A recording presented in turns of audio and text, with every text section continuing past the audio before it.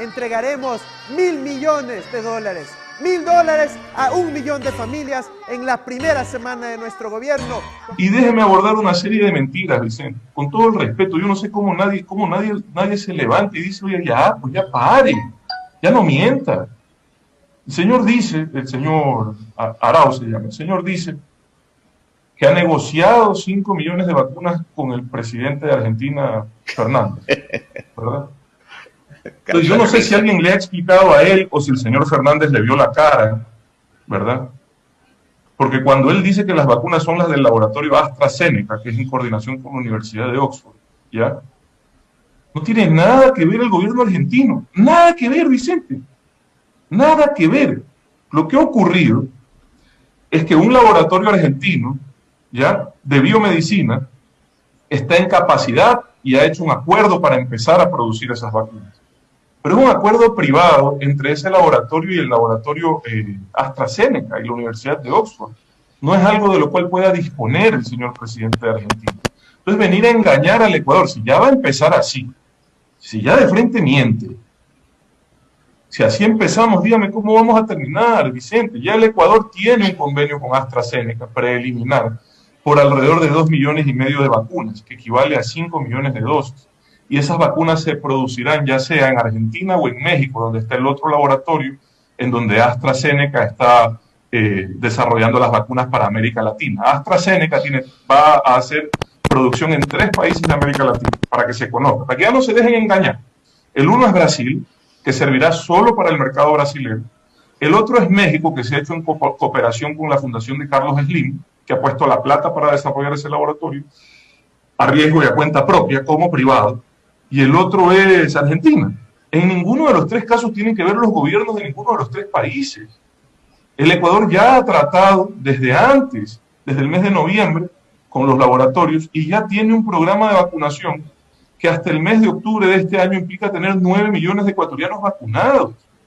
El señor que le dice que el presidente de Argentina, que no puede ni con Argentina, ¿ya?, presidente de Argentina que no puede ni con Argentina, le va a dar 5 millones de dosis al Ecuador, le está mintiendo. Aquí nos quieren dar la misma película que hace 4 años con estas elecciones, cuando el candidato de Correa ofreció 325,000 viviendas a través de un formulario que pedía los datos de los ciudadanos y no han hecho ni siquiera 30,000 y con eventos de corrupción. Ahora, el candidato actual de Correa hace algo muy similar, pide los datos de los ciudadanos para que se inscriban y que les va a regalar $1.000. Esos $1.000 les da la opción de que los quieren en un solo desembolso o 5 desembolsos de $200. Pero por Dios, que no nos traten a los ecuatorianos como estúpidos, que nos den el respeto que todos los ecuatorianos nos merecemos. Contra eso estamos peleando, contra la demagogia, contra la corrupción. Con Lenin implementaremos un programa de preparación de estudiantes para su ingreso a la universidad y crearemos 40 nuevas universidades técnicas y tecnológicas. Y muchas becas más.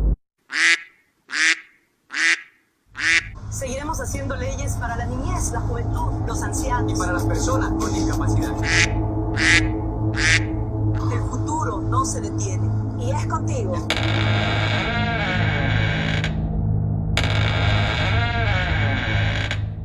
Tú llegaste al Ministerio de Cultura y Patrimonio al final del periodo del expresidente Correa a firmar un contrato que no quiso firmar tu predecesor porque había una irregularidad con respecto a la asignación. No era por concurso, sino que querían que se entregue directo y había un incremento de $3 millones. Hablo del Festival de Artes Vivas de Loja, que fue firmado de manera bianual.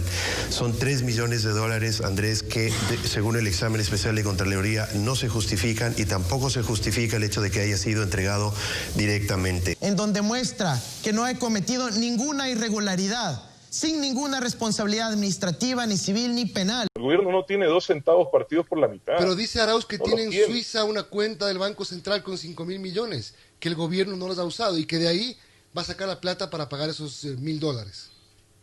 Las reservas internacionales del Ecuador, no del gobierno, son de alrededor de 8,000 millones de dólares y evidentemente se encuentran en el extranjero. Están compuestas por 4,600 millones de dólares que son los depósitos, ¿ya? Entonces, si alguien está diciendo que va a coger eso, está diciendo que se va a coger tu plata.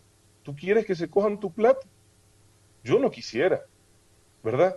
Entonces, los depósitos son 4.600 millones de dólares. 1.800 millones de dólares son las reservas de oro, que han crecido porque en una decisión acertada se recuperó el oro que estaba prendado en una operación que se hizo en el 2017 de Goldman Sachs, ¿ya? Y se tiene 300 millones de dólares adicionales en oro que se hicieron fundiciones el año pasado, más que el oro se ha revalorizado, porque como todas las monedas se están devaluando, porque todos los países están imprimiendo dinero, el oro se ha revalorizado. Entonces el Ecuador ha crecido su reserva de oro en 1.800 millones de dólares.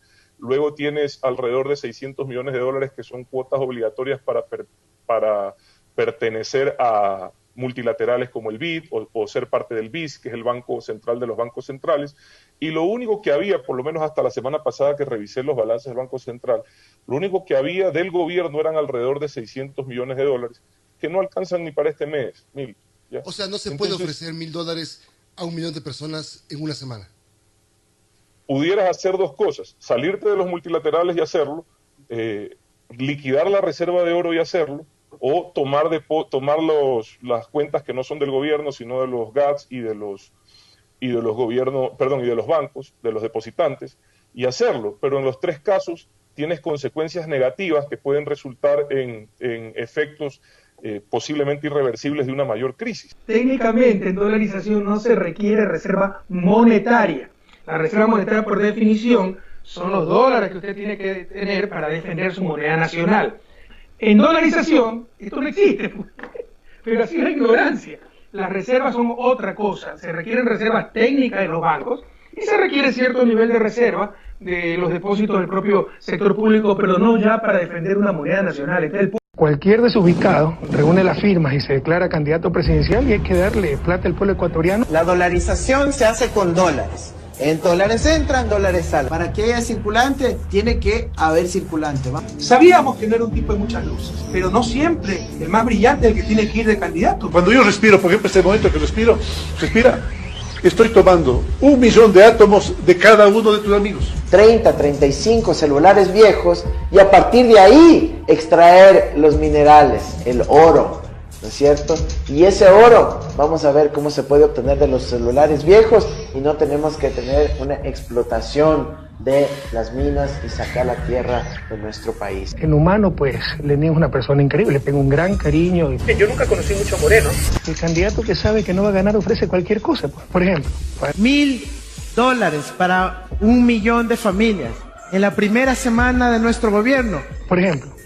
El cambio, el Lenín Moreno, Jorge Glass, no lo mismo de siempre. Y creemos que el mejor ecuatoriano es ese increíble ser humano Lenín Moreno Garcés. Le corresponde al candidato Lenín Moreno por Alianza País. El candidato declinó la invitación a este debate. Hasta esta hora hemos esperado al candidato de Alianza País, al señor Lenín Moreno. La verdad que este conjunto de ausencias, no solamente en debates, demuestra claramente que el candidato Moreno no está preparado para gobernar el Ecuador. Familiares y amigos del presidente del organismo. El presidente Correa celebró el triunfo de la fórmula que garantiza así la continuidad. Todos apoyar el binomio encabezado por Andrés Arauz y a la Liga de su política de gobierno. Y a la vez logramos fomentar con turismo interno, con jóvenes que aunque se contagien casi no les pasa nada, me refiero al coronavirus, ¿no? Y pueden fomentar el turismo comunitario y ecológico en las distintas provincias de nuestro país. Y además logramos un efecto de cohesión social, porque nuestros jóvenes van a empezar a conocer las distintas provincias del Ecuador.